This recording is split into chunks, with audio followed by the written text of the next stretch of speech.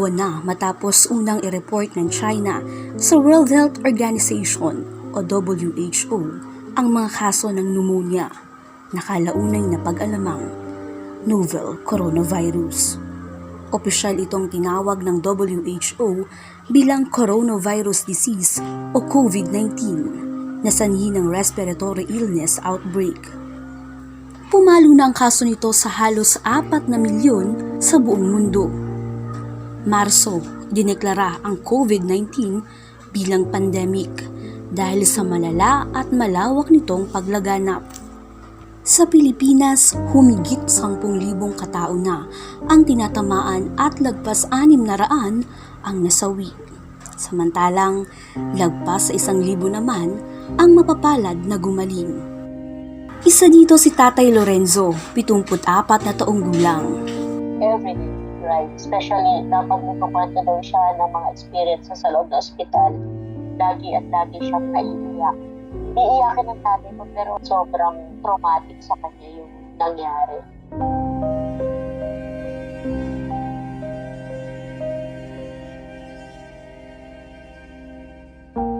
Bali kasi nagkahanap buhay kasi siya, may diskarte, kumbaga nangangarera. Madalas daw magpabalik-balik si Tatay Lorenzo sa Metro Manila upang maglibang at kumita, kaya maaaring dito siya nahawak.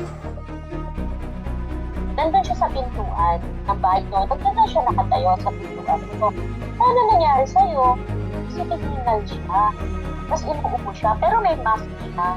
Nagsamahan mo ako sa ospital. Sabi niya kasi hindi ako makahinga. So kinabahan na ako. Nag-hospital na tayo sa Reyes. Kasi nga, lahat ng symptoms ng COVID nasa kanya. May ubo siya. Nag 2 days siyang nag-LDM. Tapos, nilakad siyang huminga, tapos, wala siyang dati kumain, nilalagkat siya. So, pagdating namin doon, nasa 38 yung lagkat niya. Kinuha siyang vital, kinuha lang siya ng blood pressure, tapos, tumirik yung mata niya. Doon, pagdating doon. Iwanan lang siya ng swab, tapos kitauwi siya. Okay, so sabi ng doktor, ito lang po yung reseta, inumin niyo lang muna to. That was March 12. So sabi ko, dali natin sa Manila Medical. So pagdating namin doon, nilagyan siya ng suero kasi hindi siya papakain, nilagyan siya ng dextrose, tapos i-test siya, x-ray, tapos kinuha na siya ng dugo. Negative siya sa infection, yung baga niya, etc. So, pinauwikan din. Bagamat walang anumang impeksyon ang nakita, nanatiling hirap sa paghinga si tatay. Muli siyang dinala sa ospital, muling isinagawang mga test, ngunit negatibo pa rin daw ito sa anumang impeksyon. Wala siya infection sa dugo, clear yung baga niya, so may difficulty pa rin yung breathing. So, pinauwi ulit. March 20, ganun pa din, hindi pa rin siya nagiging okay. Minsan, bababa yung niya, tataas. Tapos yung paghinga niya, parang nag-aabo siya ng hininga. Then, March 21 ng gabi, doon ako nag-decide, nag-usap kami ng kapatid ko dahil susukot ko na sa hospital si Papa. Pagdating doon, hindi na siya nakita ng kapatid ko. Pagdating na doon, dinala na siya sa kwarto, tumawag na lang ang doktor na yun nga, hindi kami pwedeng dumalaw. Pero after 1 week nalaman na COVID positive siya. Roller coaster yung sitwasyon. May time na hindi namin siya makausap ng maayos kasi hindi siya makapagsalita dahil hinihingal siya at hapon niya yung hininga niya.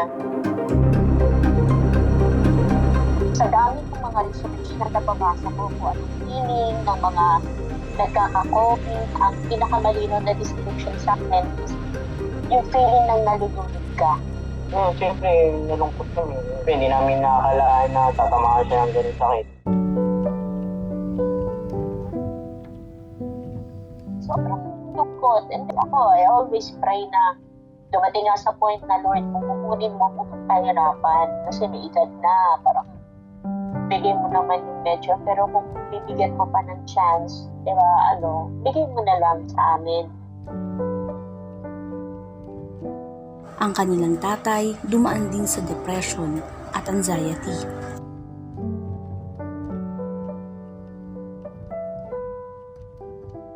Tinali yung mga kamay niya dahil nga nagpapakamatay nagbibigti ng sarili niya eh. Galit na galit siya na parang bakit mo ako ginaganito? The middle of the night, tatawa ng tatay, hirap na ako, tapusin mo na to, maawa ka sa akin, hirap na ako, sabihin mo sa doktor, tapusin na nila yung buhay ko. Paano mo sasagutin yung ganung tanong? Sabihin ko lang na tayo, naiintindihan kita tayo, kung kaya pang lumaban-laban tayo. Yung focus na gagaling, yung positivity na yung kwento, yung sense of humor na kahit sobrang bigat ng sitwasyon, hindi ka pwedeng umayaw, hindi ka pwedeng magpakita ng ayaw na, hindi pwede. Kasi mas iba yung struggle nila na nasa loob sila at wala silang kasama. Nanginig magkarera yung tatay ko. Kaya tataya pa tayo sa karera eh. Lalabas ka pa dyan sa ospital eh. Hindi na, huwag mo na akong biruin. Makinig ka. Hindi na ako magtatagal. Ako tay, mataas ang mga bigayan ngayon. Sabi mo, kung bata ka, nakakita ka ng alien, baka may mga ganon akong biro sa kanya. Sabi ko, baka binigyan ka ng kapangyarihan ng alien. So, ginamit ko yon na, okay, di ba, baka ikaw yung isa sa pinagbahala ng alien. Baka ikaw pa yung makapagbigay ng hope sa mga tao na pwede ka talagang mag-survive. So, halo-halo yung feelings na doon mo makikita talaga na especially yung sobrang sadness, yun yung nararamdaman ng tatay. Mga kapatid ko, very emotional at that time kasi gusto nila umuwi from their places. Walang aeroplano, wala kaming kayang gawin kundi mag-iyakan at magdasal. Matapos ang isang buwang pamamalagi sa ospital, gumaling si tatay. Nagnegatibo siya sa COVID-19. Umabot daw sa 700,000 piso ang hospital bills pero sinagot naman daw ito ng gobyerno. Very thankful, especially sa frontliners at plus the government. Ang laking bagay na wala kaming binayaran kahit 5 sa RITM. So thankful ako na may ganung compassion yung gobyerno. Kwento ni Jules, bumaha ng dasal at malasakit para sa kanilang pamilya noong nasa kasagsagan sila ng krisis. Yung ibang kaibigan ng kapatid ko, nung nalaman ng mga kasama niya na positive na, ayun na, sinuportahan nila as in nag-ambagan, bumili sila ng bigas kasi hindi na makakalabas ng bahay yung mga kapatid ko at saka yung mga pamangkin ko. So, quarantine sila for 14 days. Subalit, may ilang tao pa rin daw ang umiwas sa kanila. Pero may experience kasi yung isang pamangkin ko nung nalaman na mga COVID, nung pagbili nila ng tubig, parang ayaw tanggapin yung galon na hawak nila. Kasi meron daw virus ng COVID yun. Siyempre, lumabas sa balita sa community nila, namatay na yung tatay ko, tapos COVID pa lahat ng pamilya namin doon sa Cavite. So, masakit yun sa mga pamangkin ko at saka doon sa kapatid. Mabuti na ngayon ang kalagayan ni Tatay Lorenzo. Unti-unti na siyang bumabalik sa normal sa tulong at suporta ng kanyang pamilya.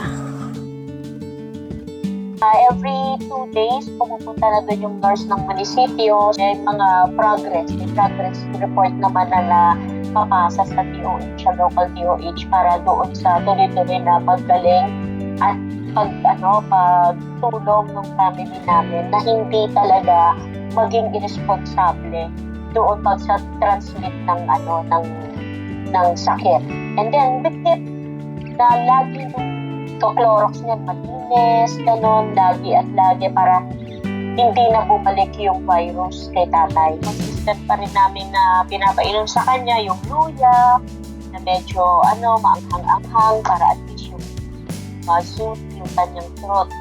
Tapos yung vitamin C niya, tapos yung ilang mga vitamins na binigay ng doktor na tuloy-tuloy naman yung iniinom. So, habang may buhay, may pag-asa. A month ago, hindi namin makita yung hope eh. Lahat parang nataranta eh. Kumbaga, walang physical relationship sa amin. Pero parang isang global village na with the use of technology, isa yung naging focus namin, yung tulungan yung isa't isa na maka-alpas doon sa crisis na nararanasan ng mga tao.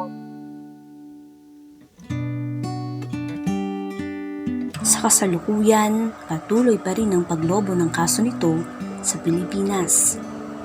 Pero sana, tulad ni Tatay Lorenzo, marami pa rin ang magtagumpay. Mas marami pa rin ang umasa na isang araw, ang COVID-19 maglalaho sa mundo.